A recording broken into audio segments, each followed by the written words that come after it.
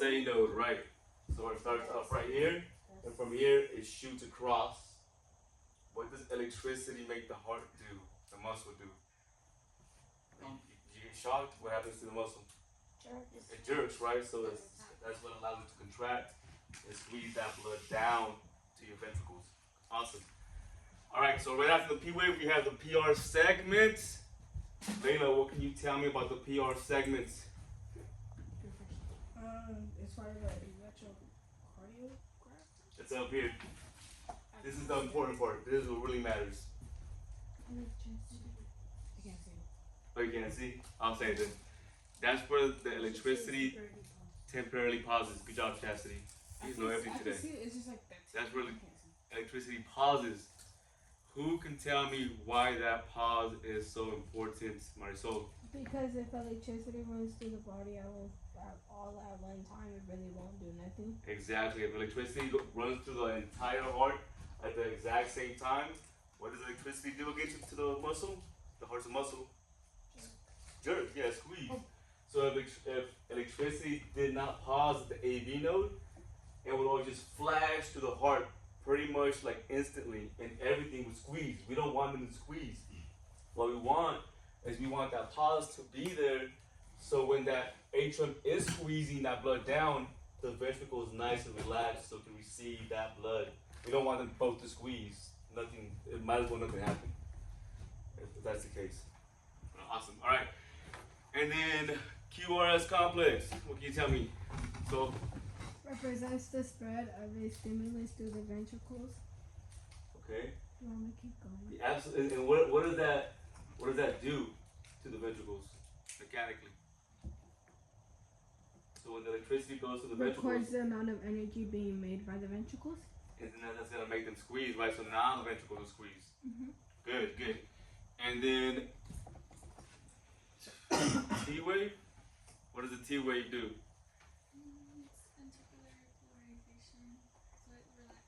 Relaxes, repolarization. All right, and then what can you tell me about the line between the S and the T, the ST segment? It's the space in between the QRS complex and the T.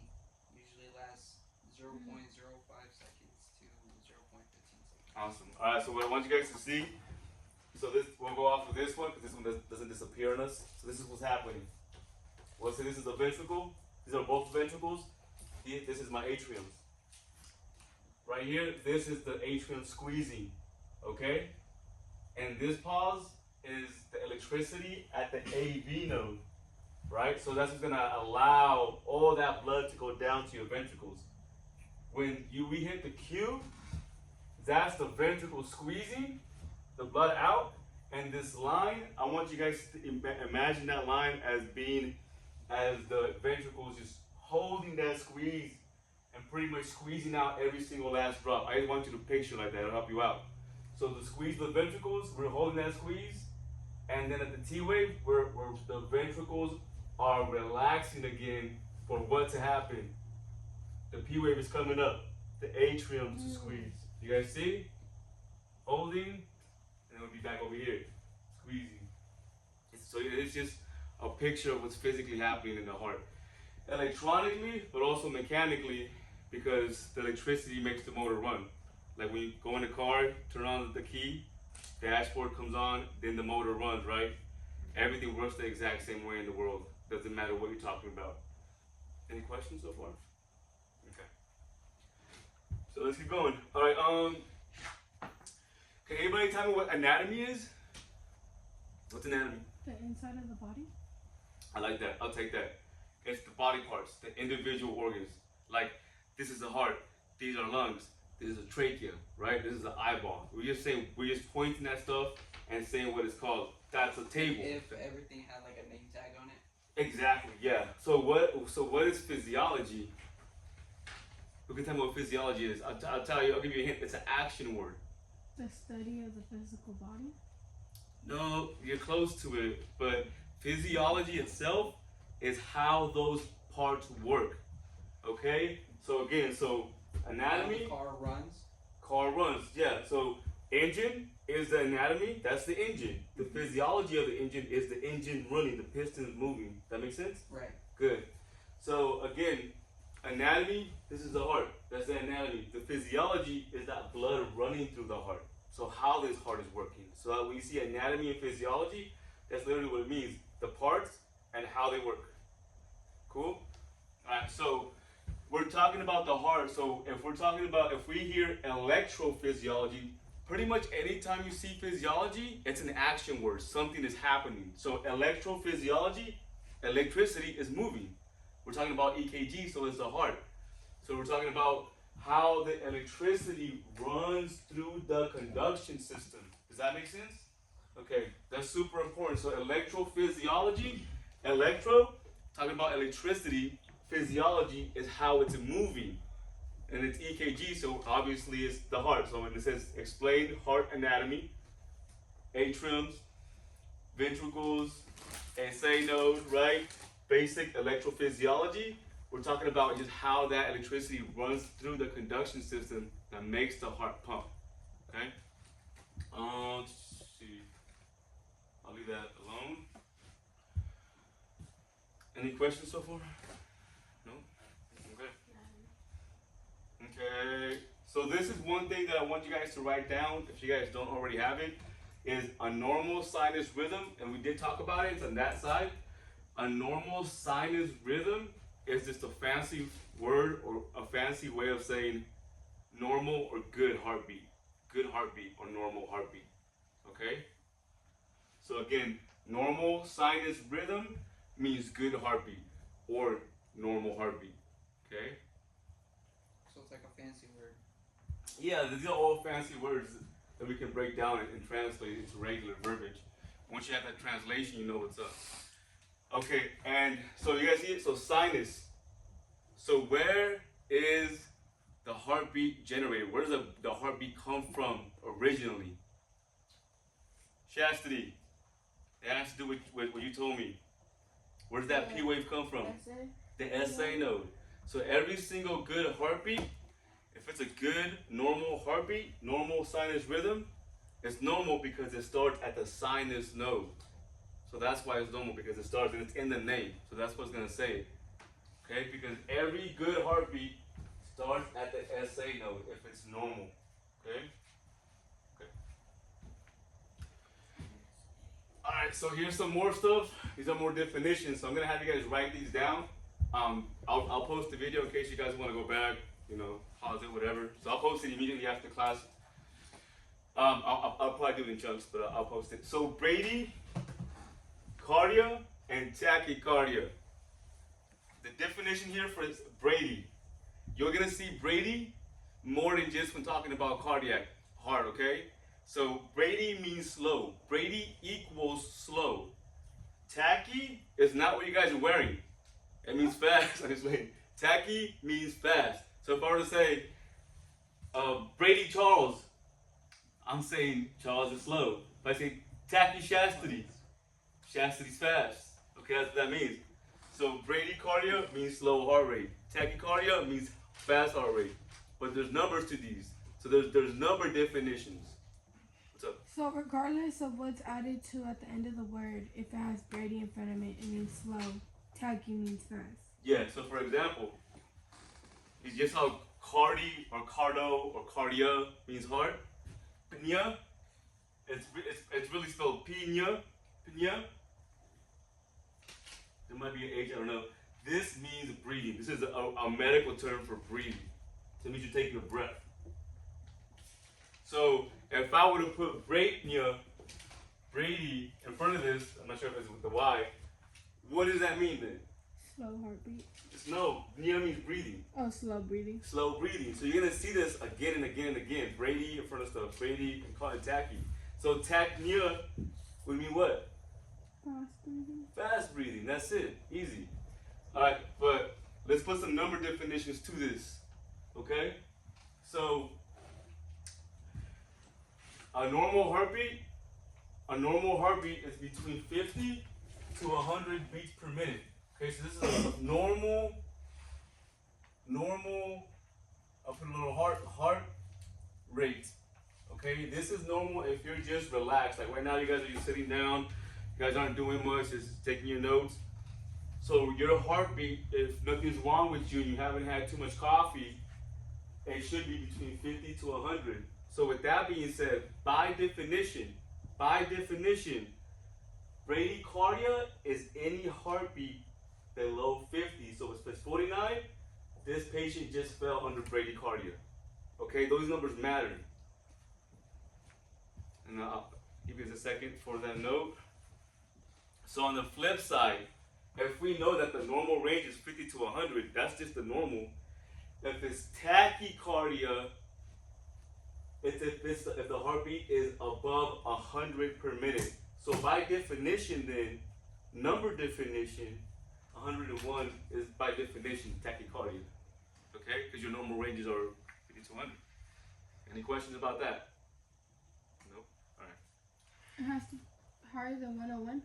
No, so if it's higher than 100, so at 101 and 100, by definition, we are tachycardia. So 101. So if it's 50 to 100, that's normal. So anything above 100 is not normal, tachycardia. Anything below 50 So is 101 not. and higher. Yeah, there's two. We just think differently, but yeah, I understand. Okay. The other note, if you already took these, I want you to write this down. The ones in the middle. So we'll say that the first bullet and the last bullet are the bread, all the meat and cheese in the middle. These 4 bullets. This is what the class is about. The class is about fixing these. So we have. Let's see if it's gonna work. Come on, it's been acting finicky. One second. So we have a normal sinus rhythm, right? These are the ones that are not normal. So this class is about fixing these and turning them into a normal sinus rhythm, back into a normal sinus rhythm. Okay? So supraventricular arrhythmias, we'll talk about that. We've already talked about these actually. We kind of hit these up, the ventricular arrhythmias, and that would be these right here. That would be ventricular fibrillation, VFib, and it's literally the heart just quivering. It's like a thunderstorm in the heart. So instead of electricity just coming from the SA node, it's coming from all different directions, and the heart's not doing anything but just literally quivering. You guys know what epilepsy is? A seizure. It's a brainstorm in the heart. So it's like almost like a seizure in the heart. It's just chaotic. Like the body's just flipping around. That's what's happening to the heart. Exactly. Which one's that one Electricity's again? all over the place. That one falls under ventricular arrhythmias. Okay, that falls under that. So that's gonna be VFib. And the other one that falls under ventricular arrhythmias is pulseless VTAC. Okay? That's this. This one has more of a morphology. It makes more sense. VFib is just chaos. Complete chaos. Okay? But those are these. And there's a few more probably. Okay, asystole, this is the one you guys have seen before in the movies. That flat line when they say shock. Right. That's asystole. That there's no activity at all. This heart is completely dead. It's not coming back. In the movies, that's fake. We don't shock asystole. But it maybe looks more dramatic, I don't know. Alright, so pulseless electrical activity. This is when you go in your car, you turn on the ignition, the dashboard comes on, but the motor doesn't run. Okay, so the way we'll see this, we'll hook up a patient to the EKG machine, and we'll see a beat. It might even look good, a good beat on the monitor. So there's electrical activity, but when we go to feel a pulse, there's nothing. There's a disconnect between the electricity and the engine. That makes sense? Mm-hmm. Okay, so that's what that is. And then atrioventricular blocks, well, that's like its own monster by itself. There's like subcategories. But once you guys got it down, that's gonna be pretty easy. But I'll get it. I'll go into it then. And this last one, atrial and ventricular pacing. Pacing is like a fancy word for shocking. Okay, so this is how we fix the patients. We're either gonna pace the patient, shock the patient, or give them medication, one or the other. And we'll go into both of those in this class.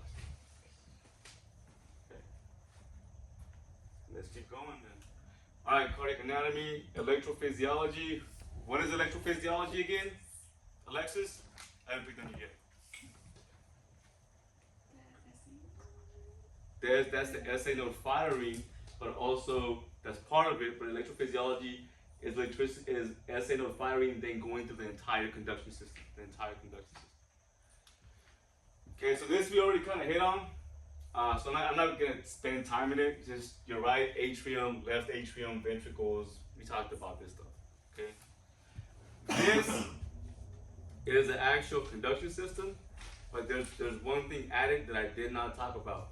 All right. So this one is worth taking a note on, or if you already have a picture of your conduction system, you want to add to it. All right. So we said the SA node fires, right, Charles? It's gonna fire off, bam. And then when it fires off, it goes to two places. Where does it go from there? It goes to the atrium. The atrium? And the AV node. Perfect, exactly. So it's gonna fire off this way, bam. But it doesn't just go straight through the heart. It does it to an extent, but not like the main electricity, the main source. So let's say if you wanted to go home, right? You can't just drive or walk through buildings and grass, right? People are gonna scream at you. You might get arrested. Same thing here. There has to be road. Everything in this world works the same way.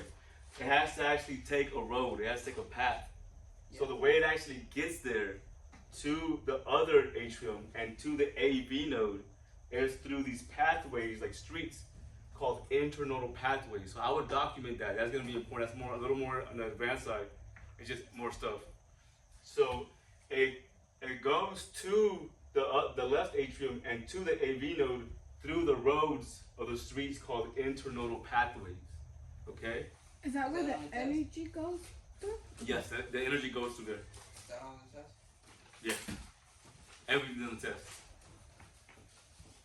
Questions? No? Okay. And then from here, AV node, we already talked about this, so I'm not gonna linger on it too much. I'm gonna point out some stuff that matters.